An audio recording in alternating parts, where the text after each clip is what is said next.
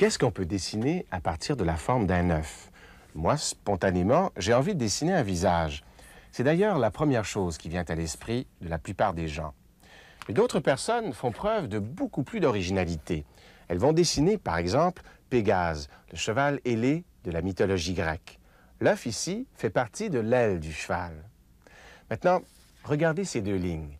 Qu'est-ce qu'elles vous inspirent? Certaines personnes vont dessiner une girafe. Ces exemples sont tirés d'un test de créativité, un test qui évalue l'originalité et la flexibilité de la pensée créatrice. Il existe bien sûr beaucoup d'autres tests, des tests qui évaluent par exemple l'intelligence, et plus spécifiquement l'intelligence des tout jeunes bébés. Et ce qu'ils nous ont permis d'apprendre est vraiment surprenant.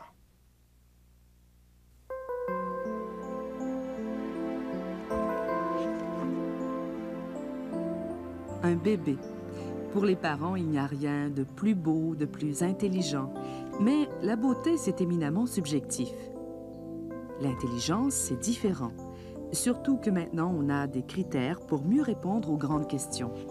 Les bébés sont-ils intelligents? À partir de quel âge peut-on commencer à parler d'intelligence?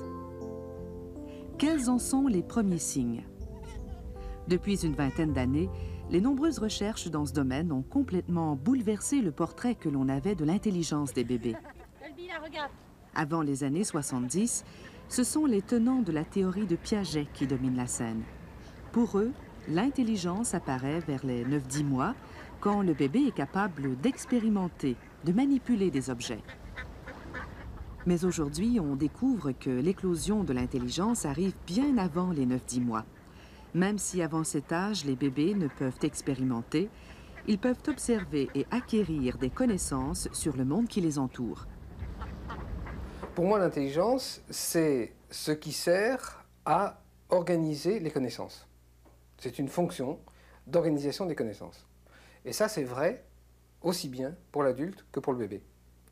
L'adulte, face à quelque chose de nouveau qu'il ne connaît pas, il va essayer de situer ce nouveau par rapport à ses propres connaissances, éventuellement de réorganiser ses connaissances antérieures en disant il y a quelque chose qui ne colle pas dans mon système de pensée, et puis ensuite de structurer les nouvelles connaissances.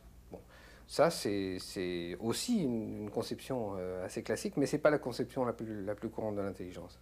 Ben, les bébés c'est pareil, sauf qu'ils arrivent au monde avec beaucoup moins de connaissances, et il faut qu'ils commencent par organiser des connaissances beaucoup plus élémentaires.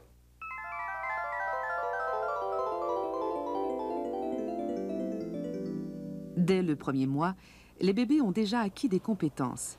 Ils reconnaissent le visage de leur mère et le préfèrent à d'autres visages. C'est la même chose avec sa voix.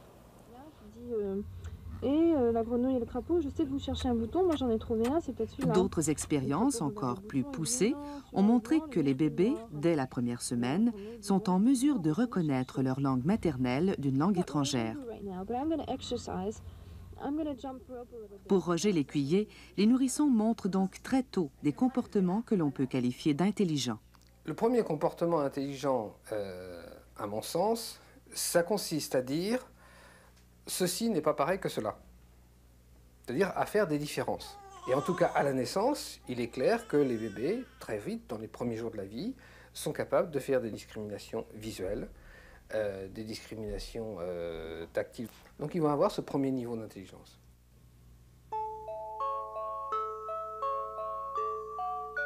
Un autre élément important de l'intelligence, c'est la capacité de transférer de l'information. À l'université René Descartes à Paris, Arlette Stréry a entrepris toute une série d'expériences pour déterminer à quel âge un bébé est en mesure d'associer de l'information venant de plusieurs sens, par exemple le toucher et la vision.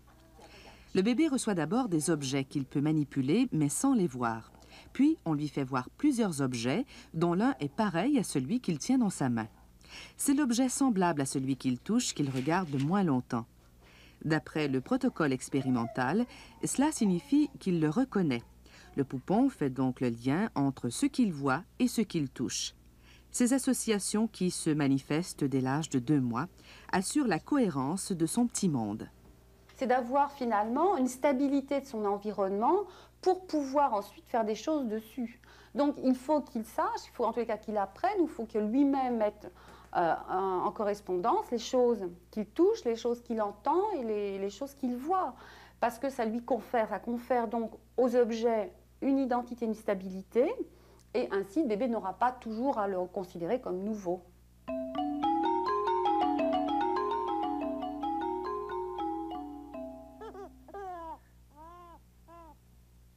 Pour sa part, le psychologue Roger Lécuyer effectue des recherches sur une opération intellectuelle remarquable, la catégorisation, c'est-à-dire cette capacité d'extraire d'un ensemble d'objets la propriété qui leur est commune. Dans ces expériences, la catégorie est représentée par 4 figures géométriques, où les 2 ronds sont toujours en haut. Quand le bébé est habitué à cette catégorie, c'est-à-dire qu'il se désintéresse des images, on passe à la phase test. On lui montre d'abord les éléments inversés, les ronds en bas. Puis de nouveau, on revient à la catégorie initiale, les ronds en haut. Le bébé perçoit la différence. Pour les psychologues, la capacité de faire des catégories représente une forme importante de l'intelligence. C'est ce qui permet de réduire la quantité d'informations à traiter dans toute situation nouvelle.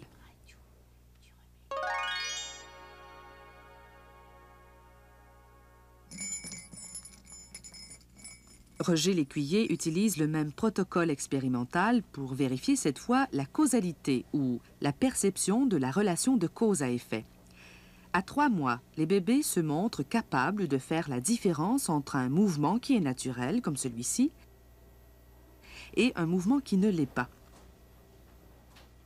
On peut dire que pour les tout-petits, la découverte des catégories et de la relation cause à effet marque le début de l'observation scientifique. Qu'est-ce qu'il fait, le chercheur scientifique? Il fait des catégories. Il met en relation des événements.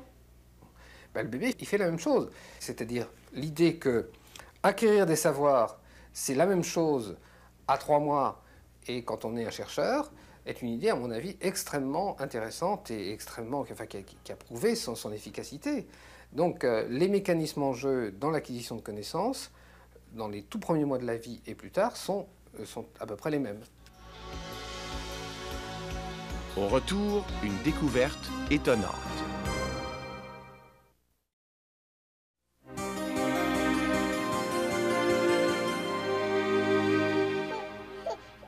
Au laboratoire d'études du nourrisson de l'Université du Québec à Montréal, André Pomerleau étudie aussi la relation de causalité, mais sa méthode est différente.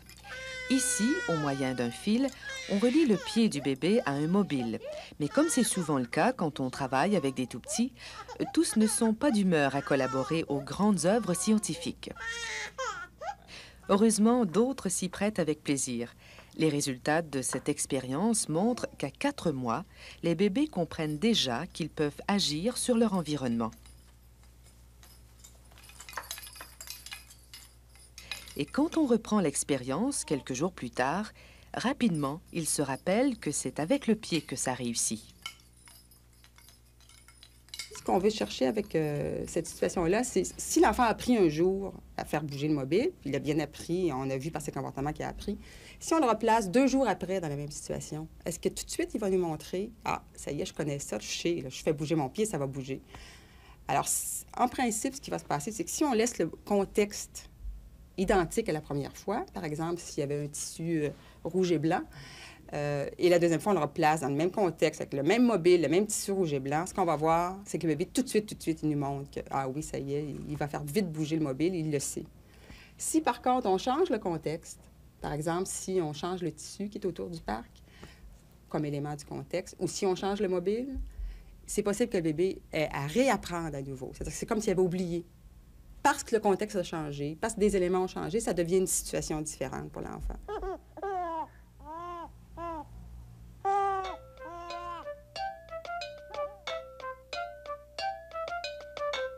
Pour couronner tous ces travaux sur l'intelligence des bébés, voici une dernière étude dont les résultats sont fort étonnants.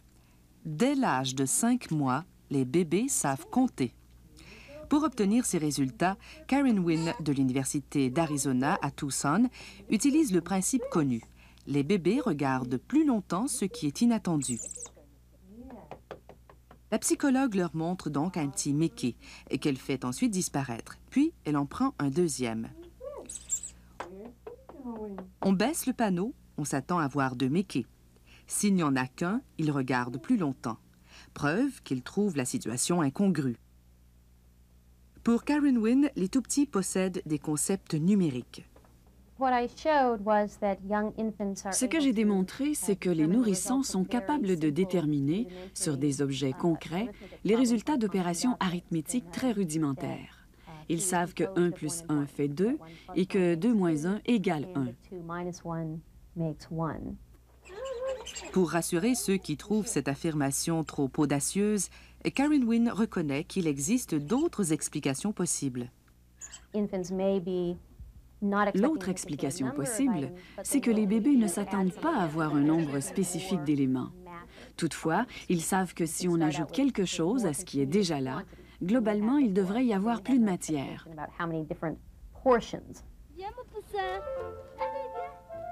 Aujourd'hui, personne ne croit plus que le petit enfant n'est qu'une page blanche. Au contraire, on sait maintenant que jusqu'à l'âge de 6 mois, les tout-petits consacrent beaucoup d'énergie pour acquérir les outils nécessaires pour comprendre le monde qui les entoure. Un bon début pour se lancer par la suite à la conquête de l'univers.